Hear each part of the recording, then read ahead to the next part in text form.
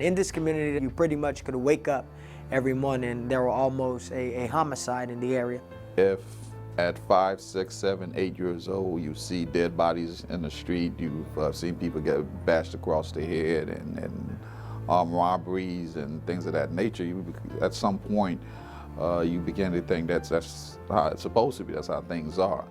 And if you're not taken to the side, if you're not thought different, you actually grew up thinking that's normal and that's the way it's supposed to be, that's normal behavior, and you undoubtedly will, at some point, if there's no intervention, you will begin to act out what you see. People want to eat, they got to take care of themselves, they want to have clothes to put on their back, things of that nature. And when they don't have the necessary resources to do that, you know, take for example a young juvenile who's trying to get something to eat, and he's looking at his mom and dad to do it, or in a lot of cases it's just a single parent, he's going to have to go outside the home to do it because he can't get what he needs from her, so he goes outside, you know, because she doesn't make enough money or what have you, didn't take advantage of the educational system. So he goes outside and he gets with his buddies.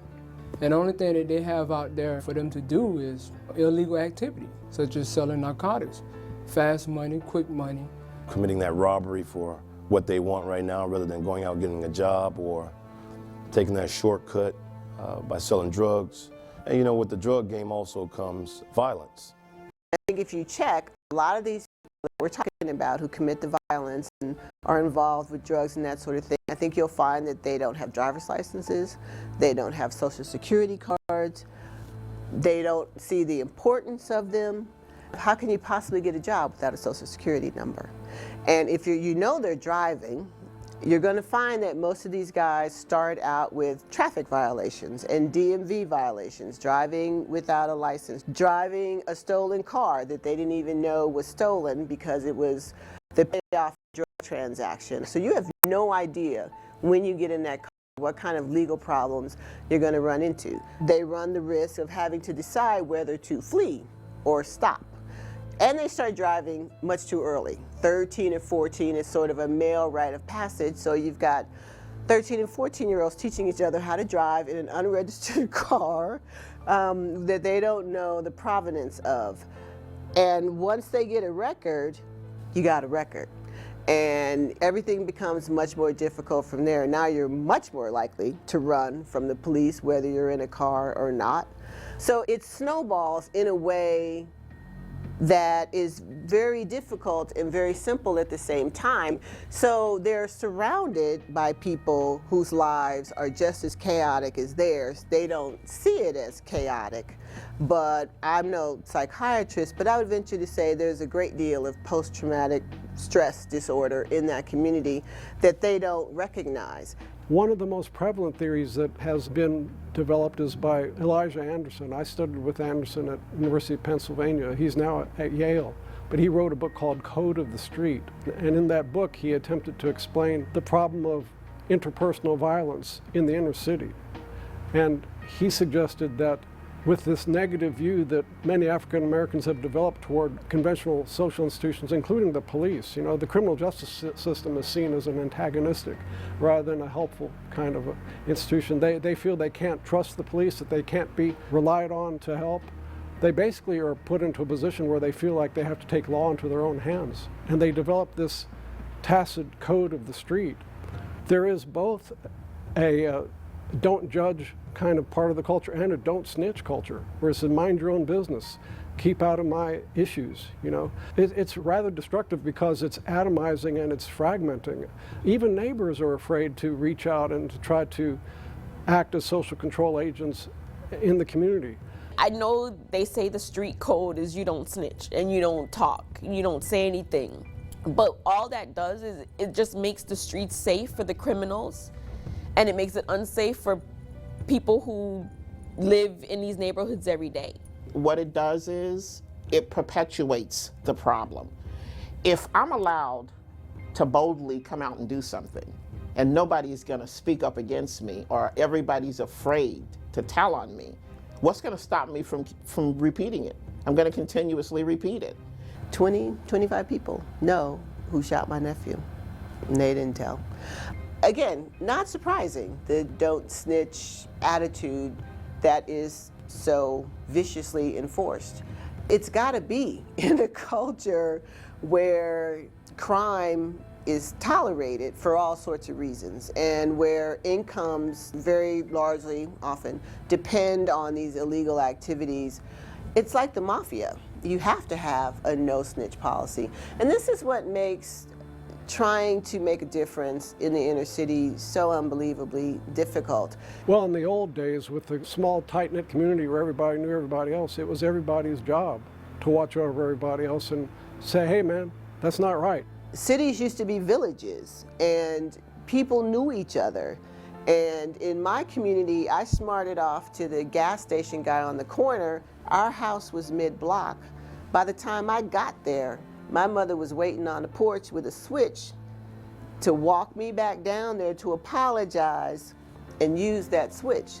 Every mom on the block knew what I had done and called my mother. And if she had not chastised me the way she did, she would have been looked down on as a bad mother. So what did I learn?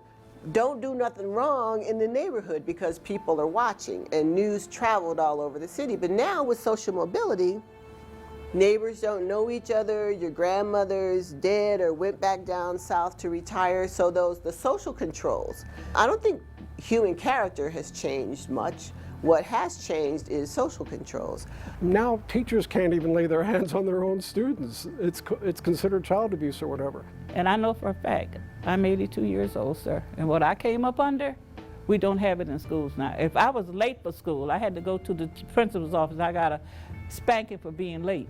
You cannot put whelps on your children. I don't believe in brutalizing your child. But if my grandmother hadn't put the mulberry switch on me, I wouldn't be who I am today, sir. I don't blame people for being fearful of the kids of this era. They have no respect. And that's one of the biggest problems we have now. I'm going to say this, it may not be acceptable, but when we got integration in the schools, we got what we wanted, but blacks lost what they had, and that was respect for themselves and respect for adults. And I can say it because I came up in those days. I think Georgia Ayer's words are absolutely correct, and I think they're also very profound. We gave up discipline to a degree. We gave up structure in the family to a degree. We lost a lot in terms of kids are not being taught consequences anymore. Parents need to step up and be parents. Parents need to understand that while it's nice to have your kid think that you're his friend, it's more important to have your kid know that you're his parent.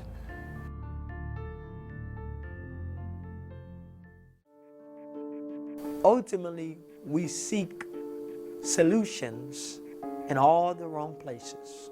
You gotta start at home. And if you don't start it at home, no matter how much money you can throw at it, it ain't gonna work. Everybody looks at all these programs. I'm at the point where I don't believe in the programs no more.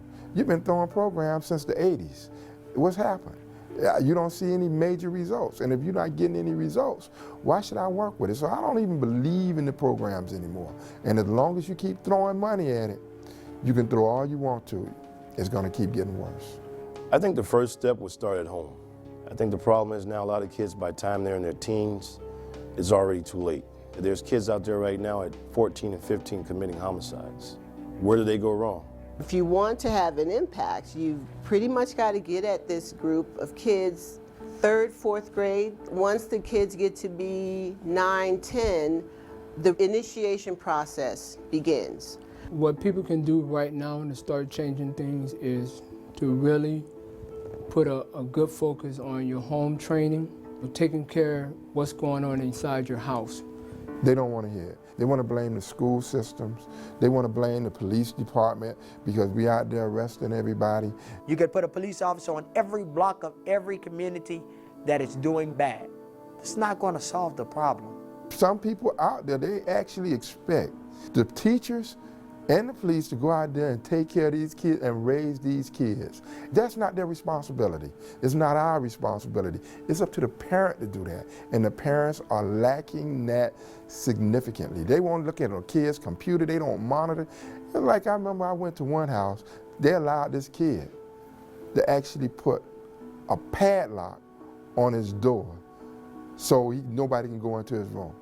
And they living in their house, and the parent is the one paying all the rent. Now that's sick, but it's occurring. We had a client, a parent. The police got 17 guns out of her house. Why in the name of the good Lord would you have 17 guns in your house? And you got children. When you look at the failing schools, that's a joke.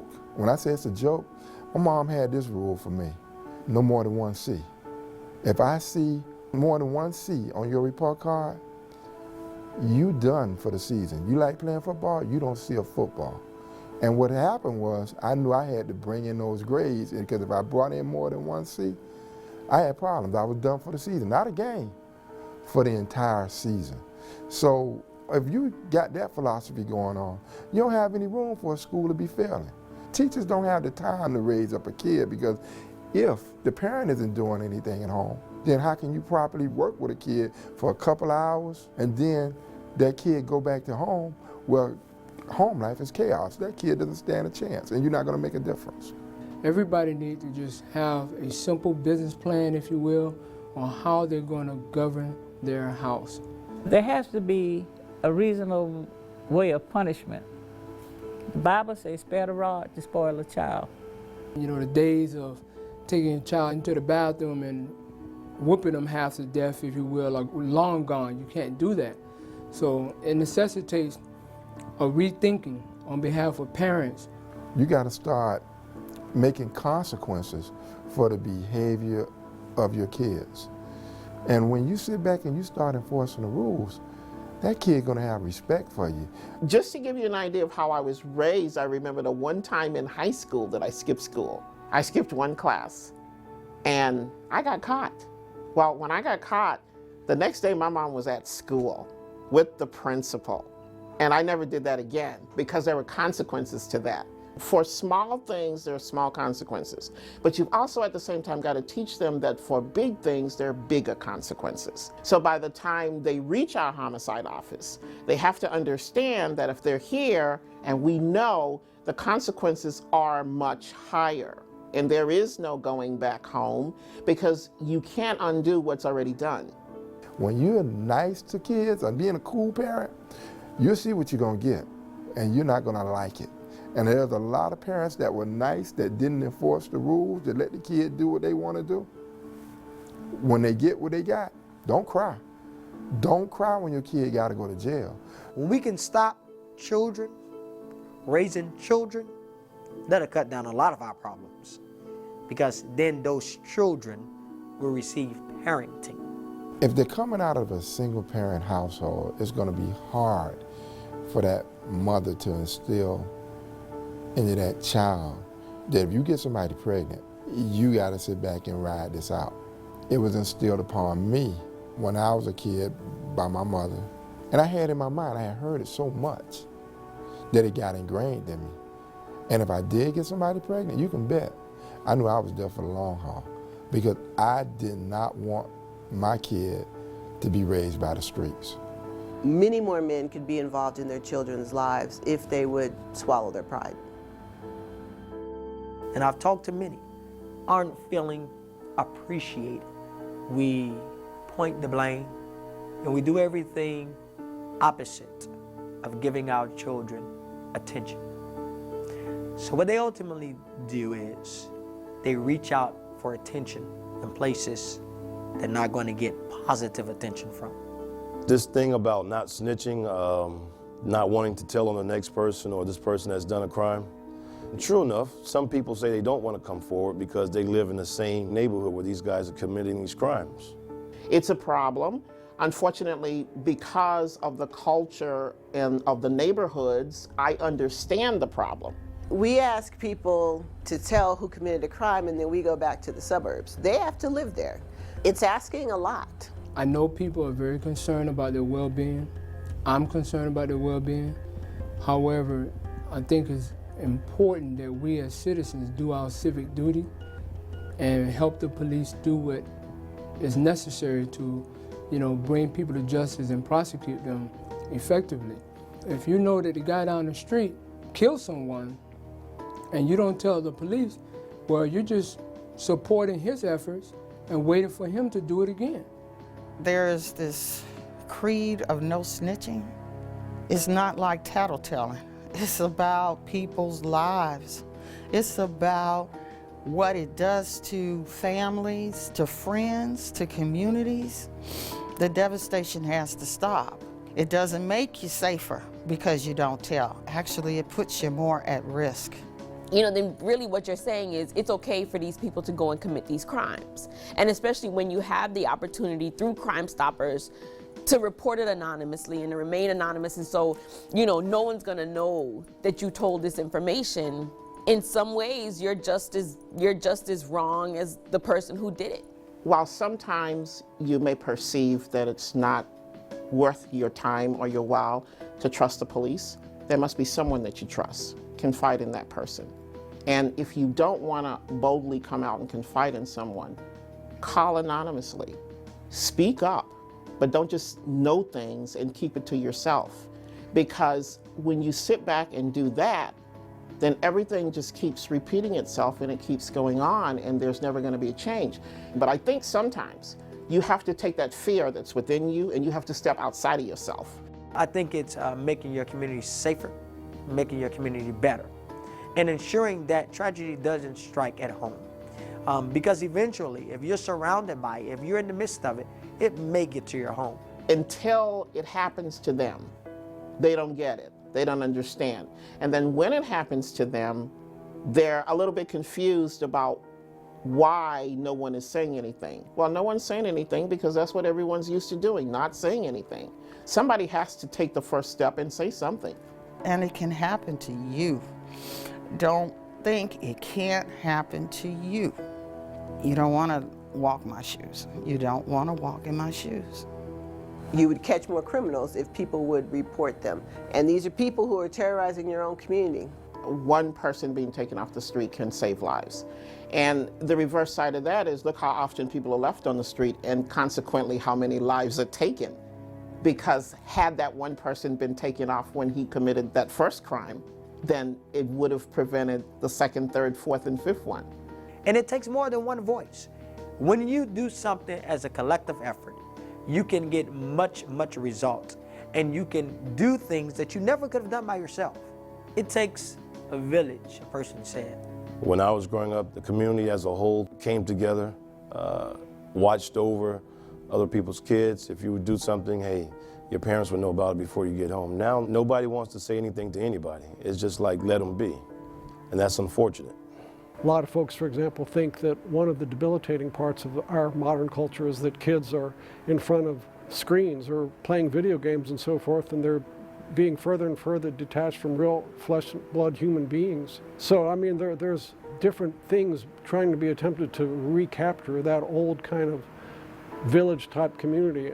I don't know if it's going to be possible, but there is some things going on in that area. You have to have a core of people who just finally sit down and decide, we're going to take back our neighborhoods. We're not going to allow this type of thing to happen. We're going to tell. One person's voice speaks loud. And then when you have united voices, it's even stronger. The problem that we face with this black-on-black crime, I think we need to point the finger back at ourselves. Why are we accepting the wrong thing? Why are we sitting idly by and not raising our children? It's going to get worse unless everybody come together and start working and stop blaming everybody else and start trying to solve the problems within their own. Unless they start trying to clean up their own houses, you haven't seen anything yet. This next generation is going to be a generation even worse than the generation now. And the generation behind that is going to be a generation behind that that's going to be even worse, because I've seen it. It's a cycle that needs to be broken. I tend to be pessimistic, and I'm just not sure that the cycle can be broken for the majority of them. I think we have to continue trying. I'm grateful, I'm hopeful, I remain optimistic, but we have to change our ways. And I want to say this in close. You cannot do the same thing and expect a different outcome. You're going to get the same outcome. So if you want your community to be better, you have to be that change. The change starts with you. Black America gonna sit back and say, oh man, he's a sellout, he's doing this, that, and the other.